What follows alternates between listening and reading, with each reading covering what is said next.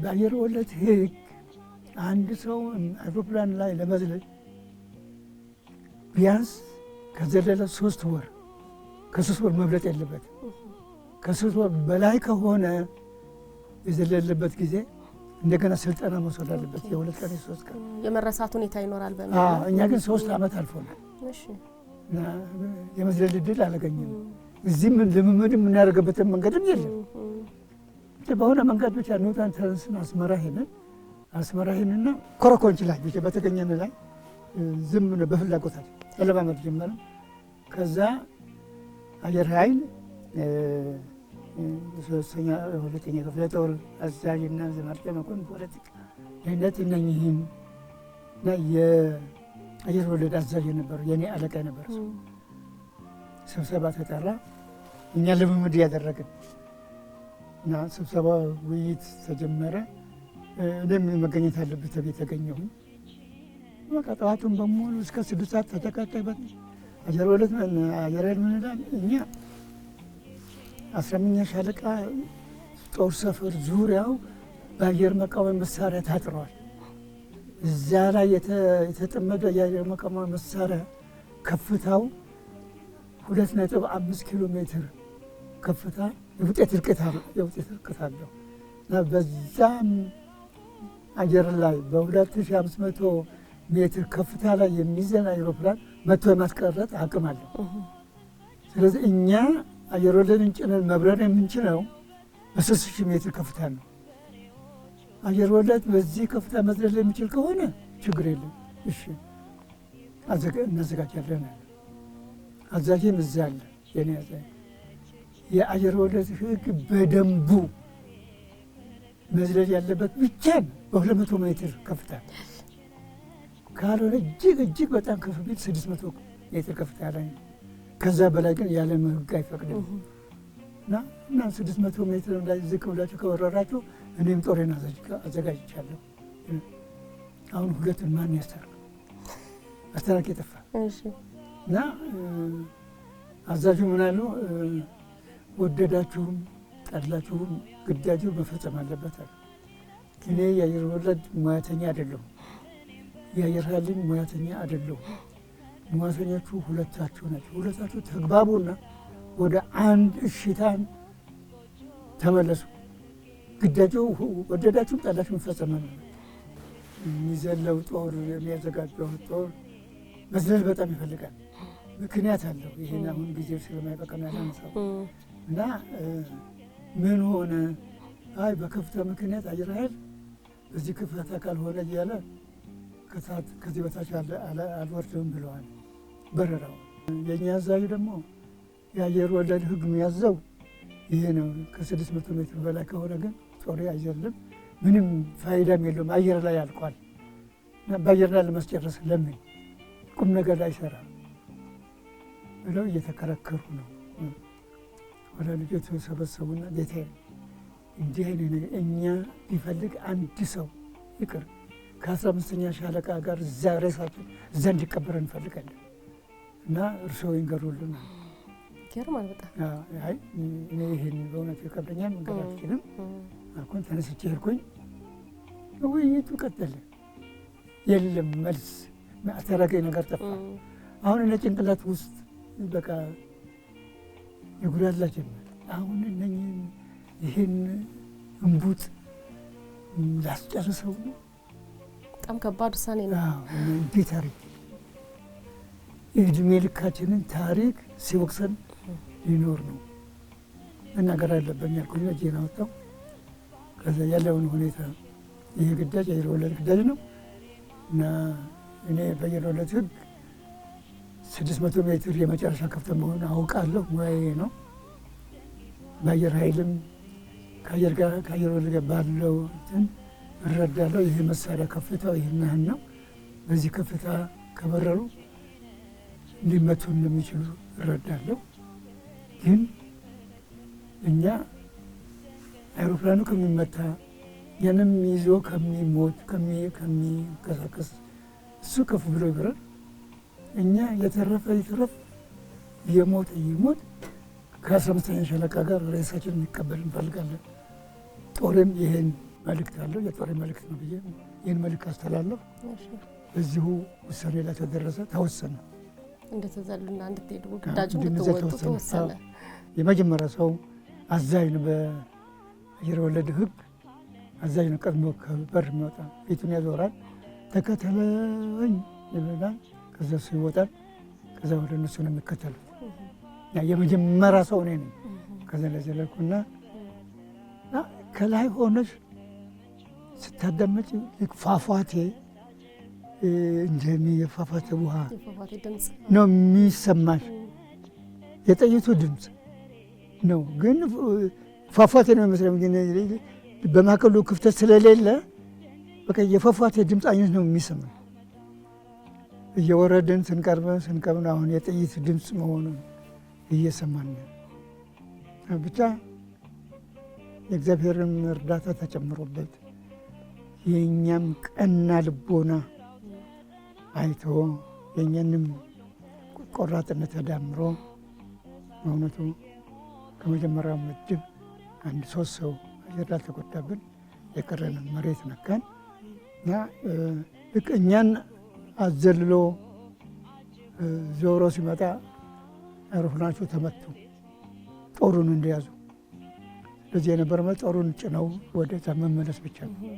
ስለዚህ እኛ የዘወረ ነው የተገኘው ብቻ አሰባስቦ በጓድና በመቶ አዋቅሮ ጨበጣ ውስጥ መግባት። በዛ አይነት ሁኔታ ትልቁ የነበረው አየር ማረፊያውን ማስለቀቅ ነው እና እኛ ሻዕቢያ ያለ የሌለ ኃይሉን የመሳሪያና የሰው ኃይሉ በሙሉ እዛ ላይ ነው ያፈሰሰው። አንድም ወሬ ነጋሪ እንዳይተርፍ 15ኛ ሻለቃ ከሞቱም ለእኛ ብለው ነው ሊሞቱ መጡት። ከእነሱ ጋር እንሞታለን እንጂ ምሽግ ውስጥ አንቀመጥን። ምሽጋቸውን ጥለው እኛ ጋር ተቀላቀሉ እና እኛ የተወሰነ ቦታ ግፍን አሁን አቁሙ አልኳቸው። ሌሎቹ እስከሚመጥሩ ድረስ ክፍተቱ ርቀን በሄድን ቁጥር ክፍተቱ እየሰፋ ሄደ። ያ እንዳይሆን ያ አይሮፕላን ተጠግኖ ጭኖ እስከሚመጣ አንድ የተወሰነ ቦታ ያዝን። ከ2 ሰዓት በኋላ እነኛ አይሮፕላኖች መጡ። እኛ ቦታ ስላሰፋልናቸው ያለምንም ችግር ዘለሉ። ራሳችንን አቋቁም ኤርፖርቱን ተቆጣጠርን። በሄሊኮፕተር ጦር መጣ። ቁስለኛ ይዞ መመለስ ጀመረ። መሸ። ሲመሽ እንግዲህ ሌላ እንትን አይደለም። አሁን ጠላት ኃይሉን መጠናከር ጀመረ። እኛ በጣም ሩቅ ኤርፖርቱን ሁሉ ቁጥጥር አድርገናል። በእኛ ስራ የበላይ አካል ምንድን ነው የሚሉት ከምሽቱ 3 ሰዓት ገደማ ነው አንድ ቴሌግራም ደረሰኝ ነው አሁን ያለብን ቦታ ለቀ ወደ 15ኛ ሻለቃ ምሽግ ግባ የሚል። ይህን ያህል መስዋዕት ከፍሏል። በዚህ ያህል ትግል ኤርፖርቱን የሚያህል ነገር በቁጥጥር ስር አርጌ እንዴት አድርጌ ነው እዛ የሚሆነው? አልመለስም አልኩ። ለምንድን ነበር ያ ትእዛዝ የመጣው? ለምን ነበር ትእዛዙ የመጣው? በቂ ምክንያት አለ። እኔ ያኔ አልተረዳሁም። ኋላ አሁን ዛሬ ሳመዛዝነው ስህተት ነው የኔ ስህተት እና አልሄድም አልኩ። ከ30 ደቂቃ በኋላ ከአሁን ባሏ ያን ምንም መልስ ምሽጉት ገብተህ መልስ እፈልጋለሁ። ምንም መልስ በዚህ ግባ በቃ ነው። አሁን የበላይ ትእዛዝ በቃ እምቢ የለም እና ተመልሰን ወደ ምሽግ ገባን እና ከዚያ ሻዕቢያ ዙሪያውን በሙሉ በፈንጂ በከባድ መሳሪያ በሰው ኃይል አጠረው። ከዛ በቀን 2 በማታ ቢያንስ 3-4 ጊዜ ማጥቃት ይሰነዝራል። እኛ እንከላከላለን። እና በእውነቱ መሰልጠን ምን ያህል ዋጋ እንዳለው የጥይት አንዷ ጥይት ያለ ምክንያት በምንም ከመሳሪያ ፈሙዝ አትወጣም። ምክንያቱም ተተኪ የለም። ያለውን መቆጠብ ነው። ዋጋ ቁም ነገር ላይ ማስፈር ነው። ለመግደል ወይም ለማቁሰል እርግጠኛ ካልሆነ አየር ወለድ ምላጭውን አይስብም። በቃ ይዞ አፍጦ ያቺ ጥይት ከወጣች መግደል ወይም ማቁሰል አለበት። ያ እርግጠኛ ካልሆነ ግን ያቺ ጥይት የህይወት ጉዳይ ነች። መተካ የላትማ። ጥይት ሲመጣ ጠላት ወረዳ ነው የሚወጣው። መድኃኒት ሲመጣ ጠላት ወረዳ ነው የሚወጣው እና በፓራሹት እንትን ማቅረብ ዋጋ የለውም። ሻዕቢያን መመገብ ሆነ። አሁን ምንድነው አማራጭ እንትን ያገኘ ነው። ሳህላ አውራጃ ብዙ ጊዜ በድርቅ ይመታል። በድርቅ ስለሚመታ መንግስት ድጎማ ያደርጋል።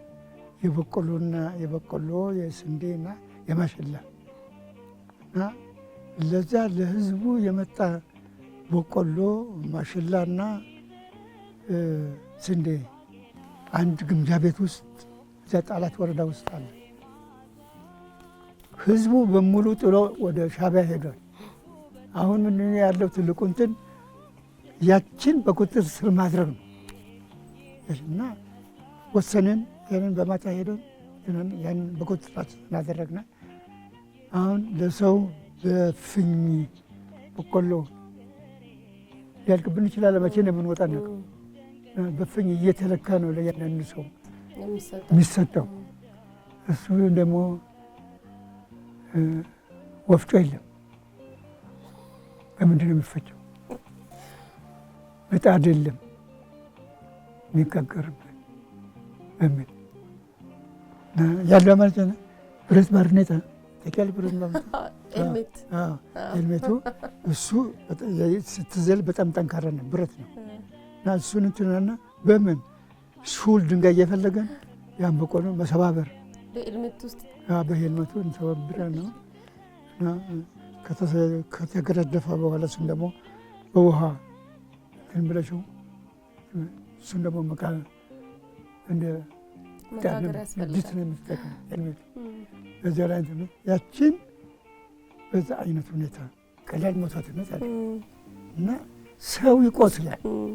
መድኃኒት የለም፣ ሐኪም የለም።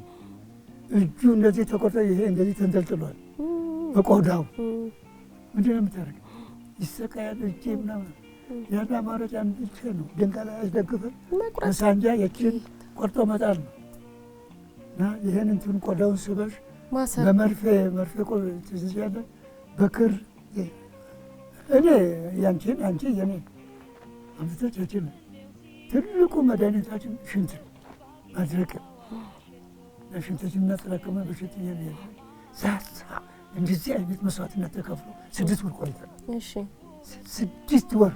ከዛ በኋላ እንግዲህ ነገሮች ሁሉ ተበላችሁ። መንግስት ምንም አይነት እርዳታ ማድረግ እንደማይችል አወቀ። አሁን የራሳቸው ውሳኔ ወስኑ አሉ። እንግዲህ አንድ ነገር ቃል እገባለሁ፣ በምንም ታመን እጃችን ለሻዕቢያ አንሰጥም። በምንም የፈለገ ሁላችንም እናልቃለን እንጂ ለሻዕቢያ እጃችን አንሰጥም። በዚህ ተማምለናል። እንግዲህ ያለ አማራጭ ምንድን ነው? ማታ ትንሽ ጭልምልጭ ጠብቆ ያን ያዝ ሲያደርግ ወደ አንዱ ጠላ ምሽገ ሰብሮ ጨበጣ መሰንዘር፣ የሞተ ይሙት፣ የዳነ ይዳን። በሞቱት ወንድሞቻችን ሬሳ ላይ የተራመድን መረማመትን መውጣት ወሰንን። በቃ ቦታ መያዝ የለም፣ ወደ ኋላ መሸሸን፣ ወደፊት ቀጥል ነው። በቃ ጨበጣ ገባን። የተወሰነ ወንድሞቻችን ወደቁ። ከዛ ውስጥ 23 ሰዎች ከ100 ሰው 23 ሰው ከወገን ጦር ተቀላቀለ። ሻሸመኔ እንትን አፋ ቤት ገብቶ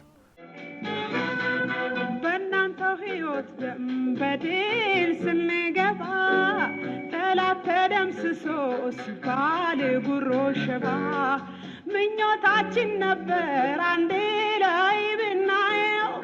ዳሩ ምን ያደርጋል አፈር መስኮት የለው። ዳሩ ምን ያደርጋል አፈር መስኮት የለው። ሽልማቱ ሲበረከትልዎት ምንድን ነው የተሰማዎት ስሜት? ትንሽ ስለሱ ስሜት ያጋሩን። የሚሰማኝ እኔ ሁልጊዜ በቃ እግሬን አንስቼ በጣልኩት በዚያ በየሜዳ ላይ የወደቁ ጀግኖች ነው በእኔ አይምሮ የሚመጣው እና በእውነቱ እጅግ በጣም የሚያስደንቁ ወጣቶች የከፈሉት መስዋዕትነት የነበረው ድፍረት የመንፈስ ጥንካሬ በጣም የሚደንቅ ነው በእውነት። በደማችሁ ፍሳሽ ባዝማችሁ ቅስቃሽ አገን በድል ኮርታ ወገን ሲመሸነሽ ጉራሽ ባሲባል ሲዘመር መዝሙሩ ደስታችን ነበረ